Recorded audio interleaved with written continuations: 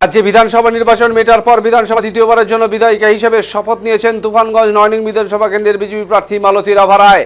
আর শপথ গ্রহণ পর্ব মিটতেই নিজের নির্বাচনী এলাকায় কাজ শুরু করে দিলেন তিনি। সোমবার প্রথমে তিনি তুফানগঞ্জ ২ নং ব্লকের সমষ্টি উন্নয়ন আধিকারিকের সঙ্গে সৌজন্য সাক্ষাৎ করেন। এরপর তিনি বক্সিরহাট থানার ওসি সহ পুলিশ আধিকারিকদের সঙ্গে সৌজন্য সাক্ষাতে মিলিত হন। এদিন সৌজন্য সাক্ষাতের পাশাপাশি ব্লক প্রশাসন ও পুলিশ প্রশাসনের কর্তাদের সাথে এলাকার সার্বিক উন্নয়ন ও আইন শৃঙ্খলা পরিস্থিতি নিয়ে দীর্ঘ আলোচনা ও পর্যালোচনা করেন। এদিন বিধায়িকা মালতী রাভা রায়ের সাথে উপস্থিত ছিলেন তুফানগঞ্জ বিধানসভার কনভেনার মণ্ডলের সভাপতি সহ বিজেপির দলীয় নেতৃত্বরা। এদিন বিডিওর সঙ্গে সৌজন্য সাক্ষাতের পর তার সঙ্গে দীর্ঘক্ষণ আলোচনা করার পর বিডিও অফিস থেকে বাইরে বেরোনোর সময় সেখানে উপস্থিত তুফানগঞ্জ ২ নং ব্লক পার্শ্ব শিক্ষক ঐক্যমঞ্চের সদস্যরা তাকে ঘিরে ধরেন।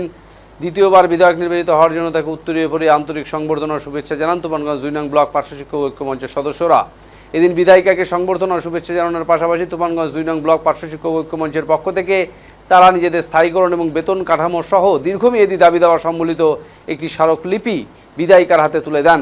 এদিন বিধায়িকা মালতী রাভা রায় পার্শ্ব শিক্ষকদের দাবিগুলি মনোযোগ সহকারে শোনেন এবং তাদের আশ্বস্ত করে বলেন তাদের এই ন্যায্য দাবির বিষয়গুলি তিনি অত্যন্ত গুরুত্ব সহকারে বিবেচনা করে আগামী দিনে দাবিগুলো নিয়ে তিনি বিধানসভার অভ্যন্তরে এবং বাইরে যথাযথ স্তরে সোচ্চার হবেন। এলাকার বিধায়িকা হিসাবে জনপ্রতিনিধিকে পাশে পেয়ে খুশি তুফানগঞ্জ ২ নং ব্লক পার্শ্ব শিক্ষক ঐক্যমঞ্চের সদস্যরা।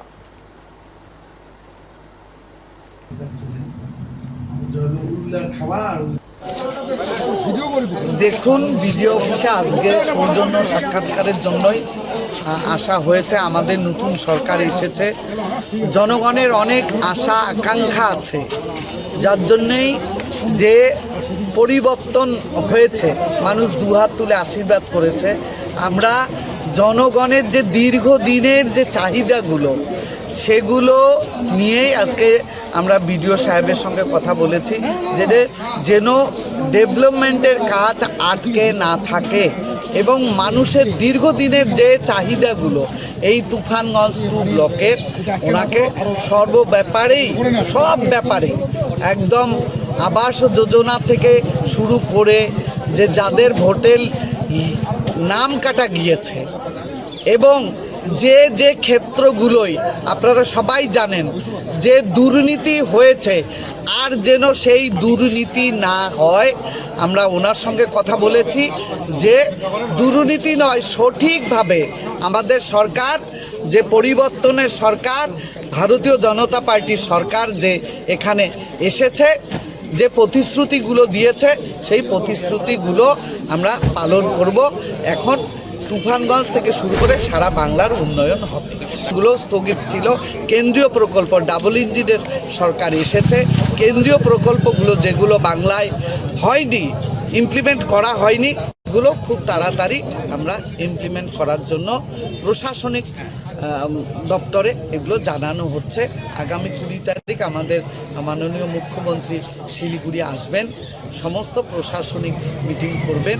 তার জন্যই আমরা প্রতিটি বিধানসভায় যে বিধায়করা আছে সেখানে এখন বর্ষাকাল চলছে, নদী ভাঙন, বৃষ্টি শুরু হয়ে গেছে অলরেডি উত্তরবঙ্গে, যে নদী ভাঙনগুলোকে নিয়েই আমাদের বিশেষ করে এই আজকে বিডিও অফিসেও আসা এবং আমি কয়েকটি নদী দেখেছি, সময় খুব কম, যেগুলো খুব ইম্পর্টেন্ট, যে একদম গুরুত্বপূর্ণ এখনই করতে হবে, সেই ফেসাবাড়ি এরকম একটা, ওইটাই আমরা দেখতে চাই। আমরা এসেছি তুফানগঞ্জ 2 ব্লক পার্শ্ব শিক্ষক ঐক্যমঞ্চের পক্ষ থেকে। আমরা দীর্ঘদিন ধরে এই রাজ্যে পার্শ্ব শিক্ষকরা বঞ্চিত, নিপীড়িত, শোষিত হয়ে আসছি।